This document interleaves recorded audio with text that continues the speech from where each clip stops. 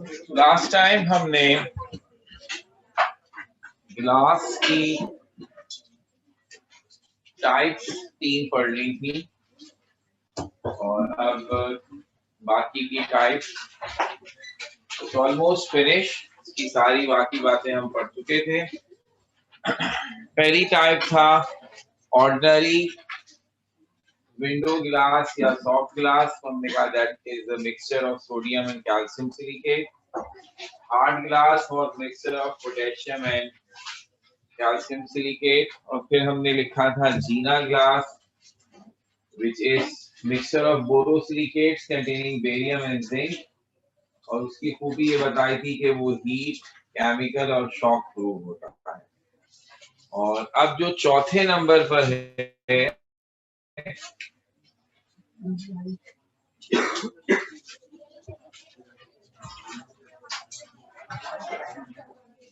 it is Pyrex glass।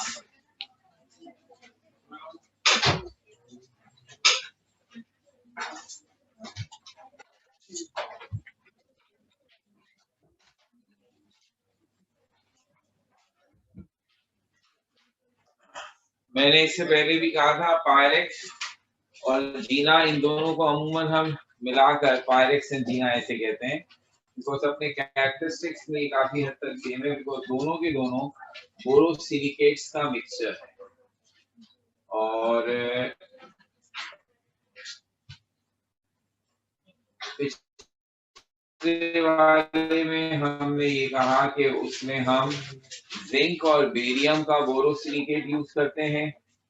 Pyrex में हम सिर्फ इतना काम करते हैं कि जो हमने शुरू में कहा था कि Al2O3 एल्यूमिना को इस्तेमाल किया जाता है ताकि ग्लास को क्रैकिंग से बचाया जा सके when a sudden rise of or sudden change of temperature takes place। तो पायरेक्स ग्लास में बस यही खूबी है, ये शॉक प्रूफ या केमिकल प्रूफ नहीं। It can only withstand the sudden changes in temperature. और फॉर दिस पर्पस एल्यूमिना की जगह हम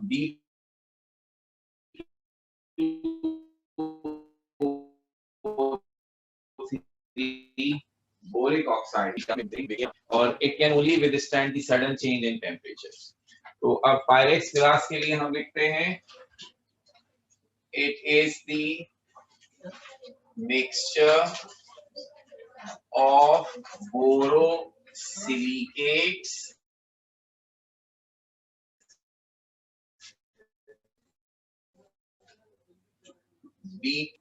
it can withstand with sudden change temperature। पांचवें नंबर पर है optical glass. It is used to make lenses। तो जो ऑप्टिकल ग्लास होता है उसकी कंपोजिशन से ज्यादा उसका शेप अहम है। तो यानी जो ऊपर सारी चीजें हमने लिखी हैं, you can use any of one of them for the making of such glass। लेकिन असल में लेंस के शीशे की सरफेस को कर्व किया जाता है rather than plane। It is curved either concave और कॉन्वेक्स। अब आंखों पे भी आप जो लेंस लगाते हैं, हम कहते हैं ना प्लेन ग्लासेस लगाए हुए हैं, ये नजर का चश्मा नहीं है। तो प्लेन का मतलब है जो हमारा लेंस होगा वो स्ट्रेट है। तो वो फिर आपने शो के लिए लगाया हुआ है, उसका नजर से कोई ताल्लुक नहीं है। जो नजर के चश्मे होंगे उनकी सरफेस कर्व होगी, या तो उभरी हुई होगी या फिर अंदर की तरह, या तो कॉनकेव होगी या कॉन्वेक्स होगी, डिपेंडिंग अपॉन कि आपकी कौन सी साइड वीक है, करीब की नजर, दूर की नजर। तो जितने भी ऑप्टिकल इंस्ट्रूमेंट हैं, इंक्लूडिंग आपकी ग्लासेस समेत जितने और ऑप्टिकल इंस्ट्रूमेंट होते हैं, माइक्रोस्कोप वगैरह जिसमें लेंसेज यूज होते हैं, तो वो सारे लेंसेज एक्चुअली ग्लास के बने हुए होते हैं। तो उसमें shape is important rather than composition. तो जो बच्चे अंदाजा है कि अल्लाह ने अगर ये शीशे के गिलासेस टूट जाते हैं तो इसी नंबर के गिलासेस 200-300 रुपए के भी बन जाएंगे और 2000 के भी बनेंगे। तो उसमें सिर्फ और सिर्फ क्वालिटी ऑफ गिलास का फर्क होता है। नंबर तो वही है, कर्व तो वही बना देंगे, हल्के कांच की बना देंगे तो सस्ता पड़ेगा। तो जो बच्चे आए दिन शीशे तोड़ते रहते हैं, उनके घर वाले फिर उनको वही दिलवा के देते हैं, तुमने तोड़ दिया ना, खाने का खर्च करने की जरूरत है। और जो जरा सलीके वाले बच्चे हैं, फिर उनको एक ही दफा अच्छी चीज बना के दे दी जाती है, चलो इम्तिहान पास करोगे तो नया चश्मा लेके देंगे। तो ये ऑप्टिकल गिलास बहरहाल इसमें इस्तेमाल। नंबर 6, इस पर बात हो चुकी। कलर्ड गिलास में मुख्तलिफ कलर्स के लिए हम जिन चीजों को इस्तेमाल करते हैं वो रॉ मटेरियल में ऑलरेडी हम आपको बता चुके हैं। यहाँ सिर्फ ये बता रहे हैं कि कलर्ड गिलास यूज होते हैं आंखों को सनलाइट से बचाने के लिए। सन ग्लासेस जिसे आप कहते हैं, they are used to protect eyes from sunlight. तो ये जनाब एक पूरा नोट गिलास का भी बन गया, starting from its definition, then composition, preparation, raw material, and then finally the types of glasses.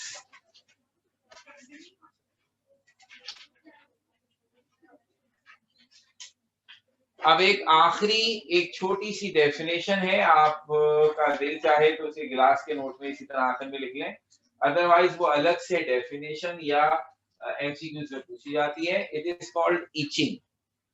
ये गिलास की बनी हुई बॉटल्स में केमिस्ट्री की लैब में सारे केमिकल्स रखे हुए आपने देखे हैं। ये सारे केमिकल्स जिसमें बहुत ही खतरनाक एसिड और ऑक्सीडाइजिंग रिड्यूसिंग एजेंट सब शामिल हैं, अमूमन जिन बॉटल्स में रखे जाते हैं केमिस्ट्री में या लैब में या कहीं भी, वो प्लास्टिक या गिलास की बनी हुई होती है। बिकॉज प्लास्टिक और गिलास दो ऐसे केमिकल हैं, दो ऐसे जिन पर किसी भी केमिकल का असर नहीं होता। तो हम स्टोरेज के लिए फॉर डिफरेंट केमिकल्स इन्हीं चीजों को यूज करते हैं। प्लास्टिक ज्यादा मुनासिब और बेहतर है क्योंकि उस पर किसी का भी कोई असर नहीं होता, लेकिन गिलास में एक एसिड ऐसा है जो गिलास को डिसॉल्व कर सकता है और वो है हाइड्रोफ्लोरिक एसिड, HF। तो उस HF को फिर हम इस्तेमाल करते हैं कि अगर हमें गिलास की सरफेस पे खुदाई करनी हो या उसके ऊपर डिजाइनिंग करनी हो कोई, तो वो आर्ट कहलाता है etching, making design on glasses. तो वो हाइड्रोफ्लोरिक एसिड की मदद से की जाती है। तो वो डेफिनेशन हम यहां लिख लें, etching art of making glass, art of making designs on glass is called etching. Hydrofluoric acid, HF, is used for this purpose.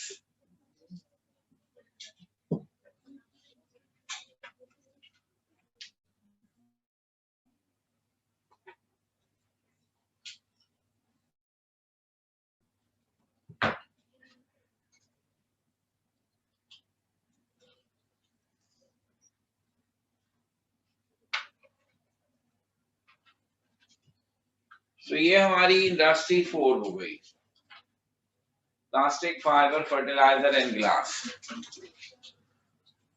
Number 5 है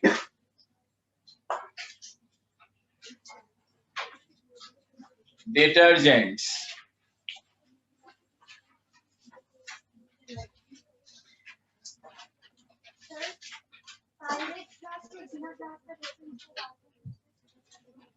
मैंने इसको लिख दिया है मेरे ख्याल में। पायरेक्स और जीना गिलास में ज्यादातर बातें कॉमन है, सिर्फ फर्क ये है कि जीना गिलास शॉक प्रूफ भी होता है और हीट और केमिकल प्रूफ भी होता है। पायरेक्स गिलास सिर्फ सडन राइज ऑफ टेम्परेचर को बर्दाश्त करता है, इसलिए जब भी इनका तस्करा करते हैं मिलाकर करते हैं, क्योंकि इनमें फर्क बहुत ही मामूली है, सब बातें सेम है।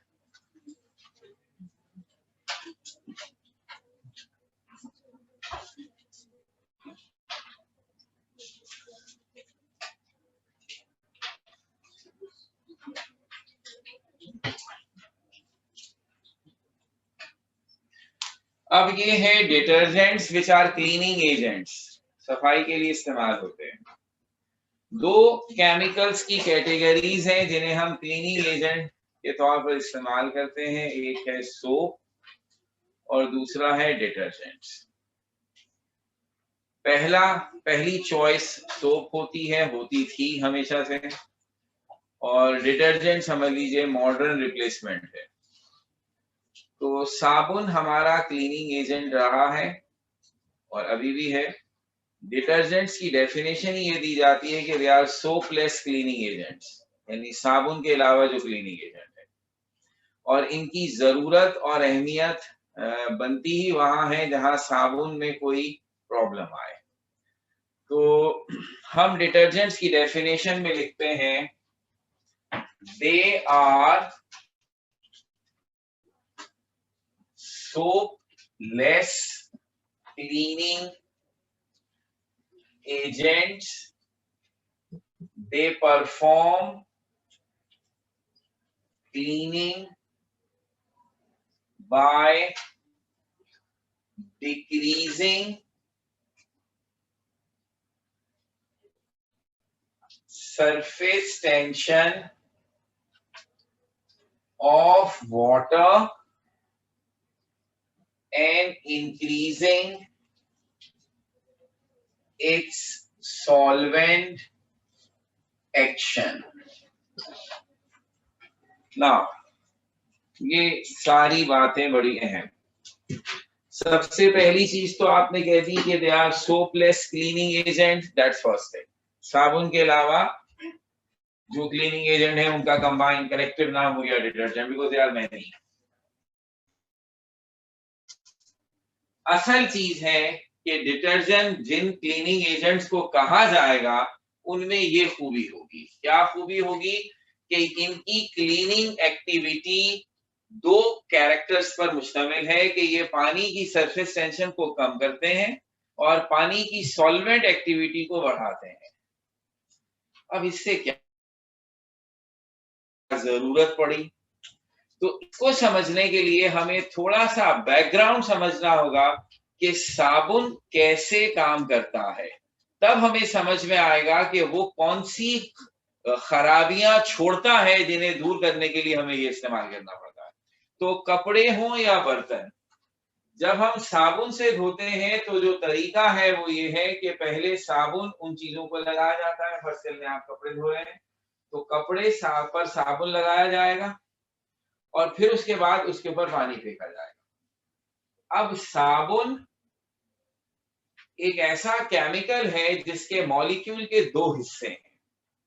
एक हिस्सा उनमें नॉन पोलर होता है, यानी ऐसे एटम्स का जिन्होंने आपस में non polar bond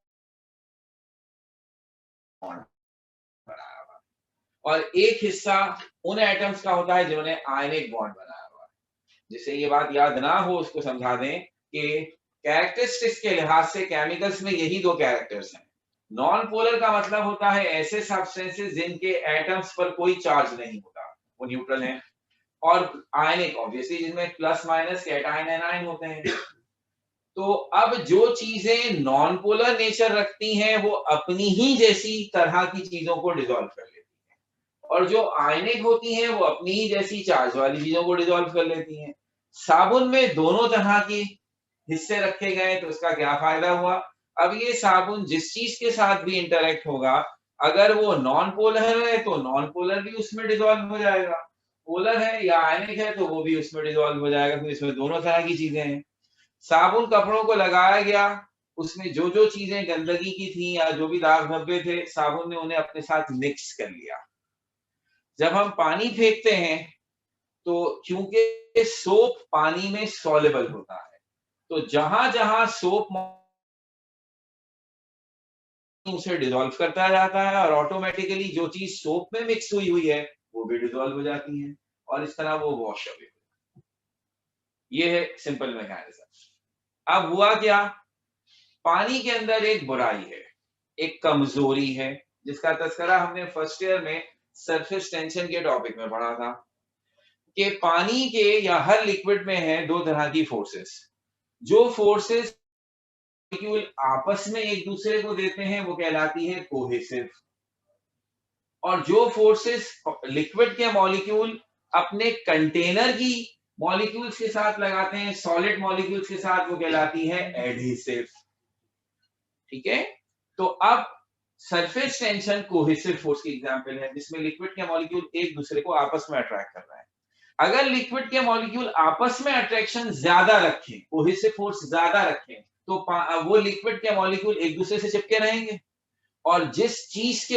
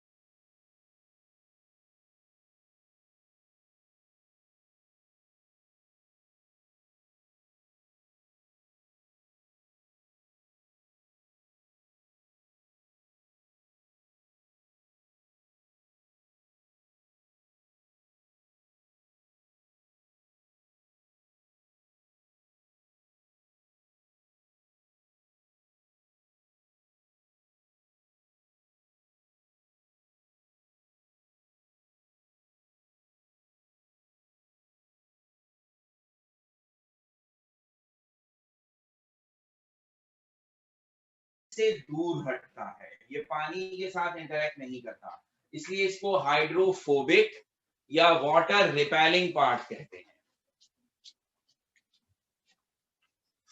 It consists of hydrocarbon chain obtained from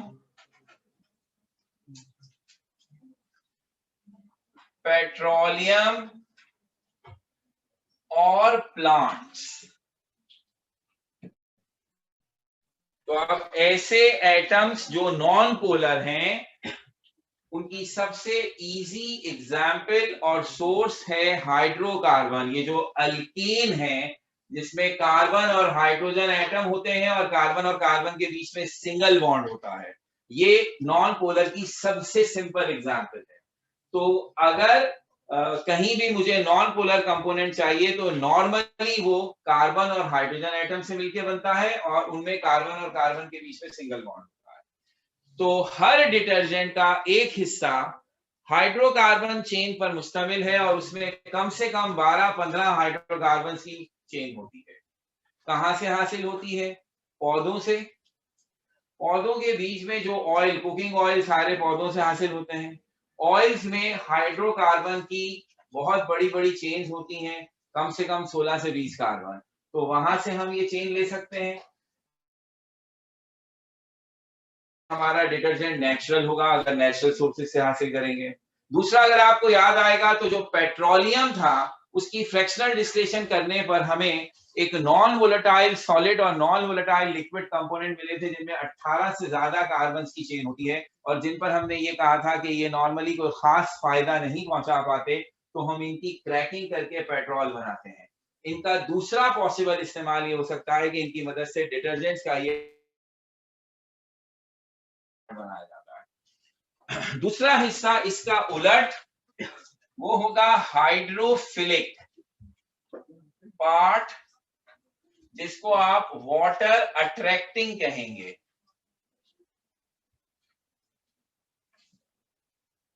या तो कहिए पोलर या कहिए आयोनिक।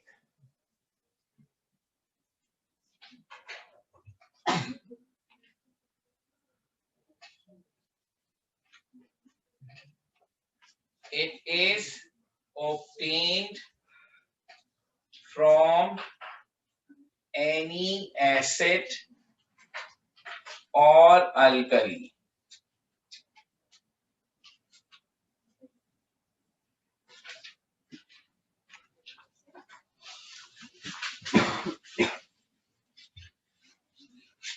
तो एक एग्जाम्पल जिसमें हमें ये दोनों हिस्से नजर आए,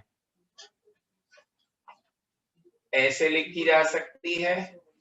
अब वैसे तो हाइड्रोकार्बन पार्ट में कम से कम भी कहते हैं 15 कार्बन तो जरूर हो, लेकिन हम महज जगह की कमी के बाइस, ये दिखाती काफी है, आप चाहें तो 2-4 और बढ़ा दें, तो हमें सिंबॉलिकली लिखना है हमारा।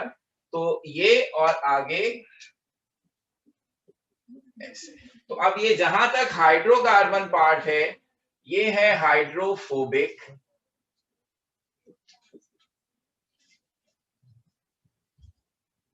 यहां तक। इसके बाद ये जो OSO3H है, इसमें खास तौर पर सोडियम ने SO3 ग्रुप के साथ आयनिक बॉन्ड बनाया हुआ है। So this is plus, this is minus.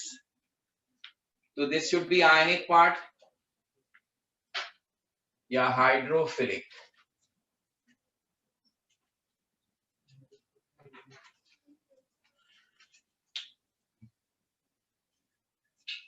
तो मैंने लिखा OSO3 करके है, अगर आप मिलाकर देखें तो दिस इज SO4 सल्फेट जिसे कहते हैं। तो अब हर डिटर्जेंट में ये हिस्सा फिक्स है। इसी तरह होगी हाइड्रोकार्बन चेन, कार्बन एटम्स 15, 16, 20, 18 ऐसे आगे पीछे हो सकते हैं। ये हिस्सा हमेशा किसी एसिड या बेस का सॉल्ट होगा।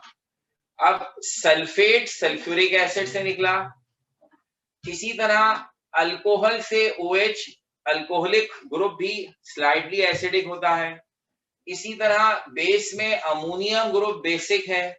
तो हम यहाँ किसी भी अल्कली यानी बेस और किसी भी एसिड का कंपोनेंट इस्तेमाल कर सकते हैं। सोप और डिटर्जेंट का फर्क, सोप में भी हाइड्रोफोबिक पोर्शन ऐसा ही है, वहां फर्क आयनिक पार्ट का है। सोप में पाबंदी है कि the ionic part should be the carboxylic acid. तो सोप जो है वो कार्बोऑक्सिलिक एसिड के सॉल्ट होते हैं। तो अगर सोप की डेफिनेशन दी जाए तो फिक्स हो जाएगी बात कि सोप आर सोडियम और potassium salt of long chain carboxylic acid, कोई और एसिड यूज नहीं होगा।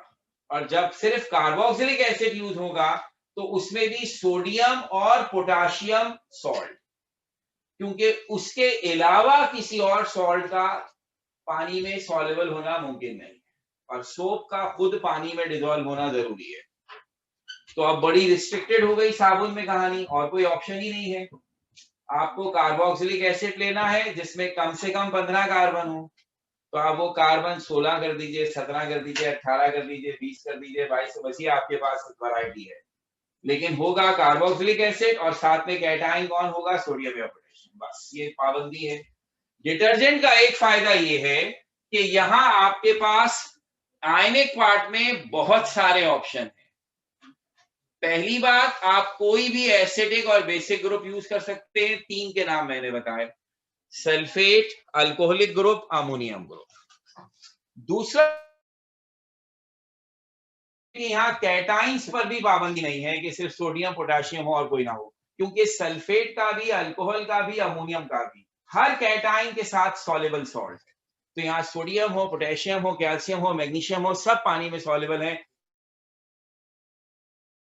की भी प्रॉब्लम नहीं है। तो डिटर्जेंट बनाते वक्त ऑप्शंस बहुत सारे, सोप बनाते वक्त ऑप्शंस बहुत लिमिटेड है। ठीक है,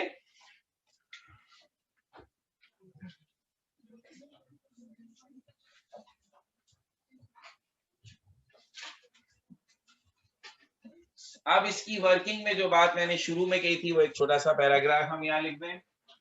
ग्रीस और oil are insoluble in water when they mixed with water containing detergents following changes occur। तो नॉर्मली ग्रीस सॉल्युबल है, और जब हम इन्हें ऐसे पानी से मिलाते हैं जिसमें डिटर्जेंट मिला हुआ हो तो फिर क्या होता है, ग्रीस और oil converts to soluble part after mixing with hydrophobic portion of detergent।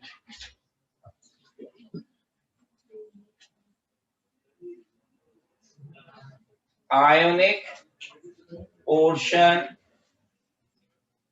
of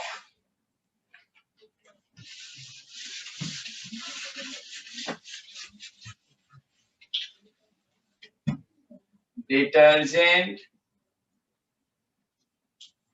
reduces the surface tension of water and increasing its solvent action, so it mix with grease and oil and washed them off।